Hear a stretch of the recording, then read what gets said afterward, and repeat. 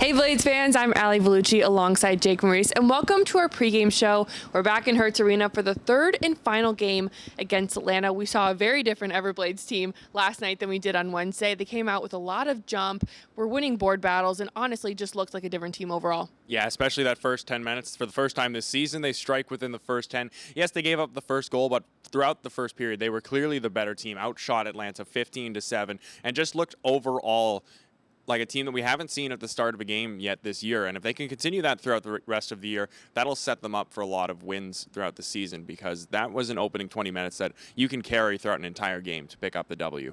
10 different Everblades got on the score sheet. Roth, LeBlanc, Dominic Franco all had 2-point nights. How much of a difference maker is a good start in the first?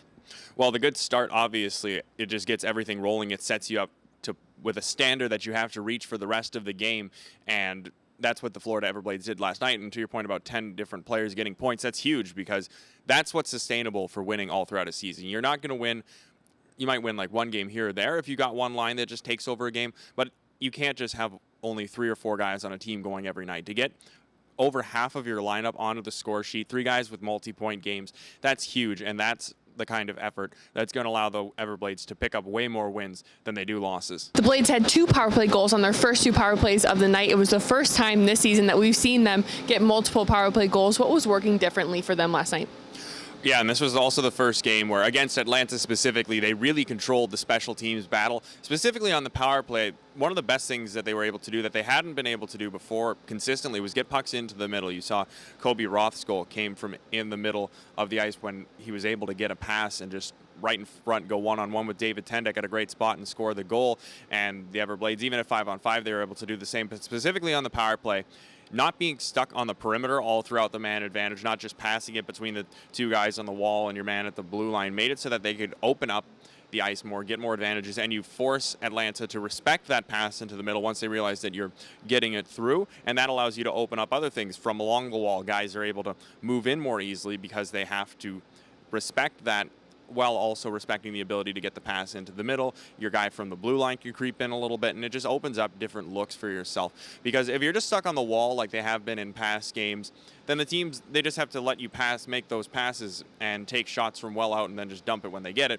But if you're able to get the passes through into the middle, then all of a sudden, basically the entire offensive zone is your playground, and you can have as much fun as you want. That's what the Everblades were able to do last night with 2 power play goals. Florida knocks down Atlanta's road PK from 100% to 88.9 within 1 game. Florida then went 3 for 4 on the PK. Where did you see special teams excel last night? Well, a lot of it was just on the way they were able to move pucks efficiently and get all passes tape to tape, get them where they wanted to, and set up dangerous opportunities on the power play. And then on the PK, they were able to, for the most part, get the clear. The 1 PK goal they gave up, it was basically just a standard play where you win the face-off, quick shot to the net, it's tipped in. It's not even really a real penalty kill goal against, almost, if that makes sense, because your penalty kill wasn't really set up at all. It was at 5-on-5, it would have been the exact same goal, basically. So just the way that everyone was set up, everyone seemed a little more confident almost that just what they were doing was going to work today, whereas in the past they were trying to force things maybe, or they were just a little tepid staying away and just hoping something would open up an easy look. That's not going to happen, especially against a good team like Atlanta. Last night, though, the Everblades, they were able to find ways to open them up without trying to just force it through and jam something into the middle, and that's what led to the rather dramatic fall, as you mentioned, to Atlanta's road PK numbers. I think we all expected a little bit more physicality last night like we saw on Wednesday, but it seemed more of a skill battle than we've seen before between these 2 teams. Yeah, part of it was just the nature of last night's game in particular. It was really close all night long. It never got to more than a 1-goal advantage for either team, so you didn't want to risk taking a dumb penalty, and you also didn't really need to give yourself the momentum that big physical plays like a fight or a huge hit can grant you. Both teams really had energy all throughout the night.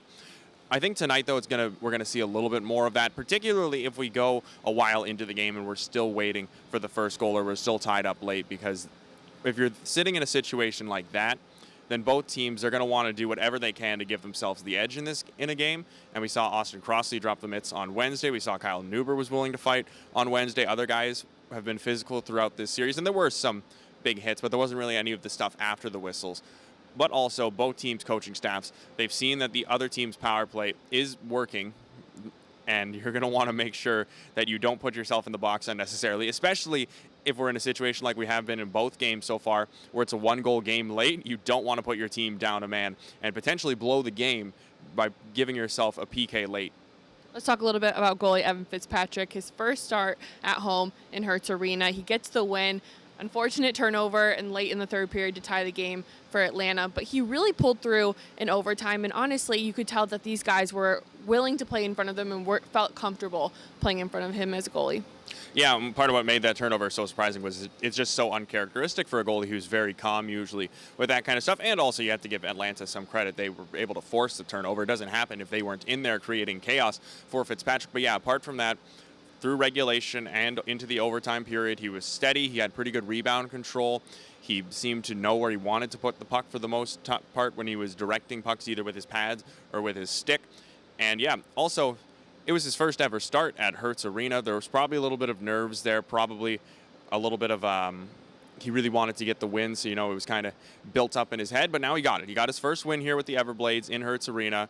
He's got that one checked off on his to-do list for the season. So I think now for the rest of the season when we see him at Hertz Arena, he can be more locked in, dialed in, because it'll just be a routine game rather than something, a little mountain he's got to hop over. We knew the series was going to be a close one. These two teams don't see each other again until March. The winner of tonight's game essentially walks away with 2 points and going 2 for 3 in the series. At what point do teams have to start looking at games as a series and not just individual games?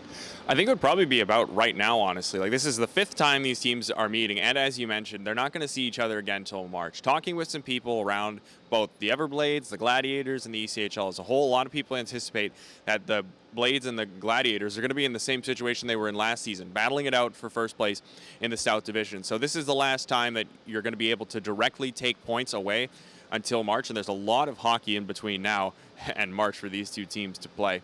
So to have even just a slight edge in the series as a whole going into March, it builds up your confidence, and those 2 points, they could be the difference at the end of the season between being first place, having home ice advantage all the way through to round 3 in the playoffs, versus having to go onto the road, because both these teams play in energetic, loud, hostile buildings for visiting teams to go into. So to have a potential series deciding game in your home barn can be a huge difference. We saw it in both of these games. The crowds have been great. We're anticipating that it's going to be the exact same way again here tonight. So picking up a win tonight, sure, it's not going to really help you directly against Atlanta until we get to the later stages of the season when these two teams are meeting each other again. But then having that little bit of an edge in the series can go a long way to making your path through the playoffs just that little bit easier. And as we've seen throughout the history of the ECHL, just a little bit of extra comfort, a little bit of home cooking can be the difference between winning the Kelly Cup and watching your opponents hoist it. All right, Blades fans, get ready for game time and make sure to wish Swampy, your favorite mascot, a very happy birthday. Warm-ups and puck drop up next.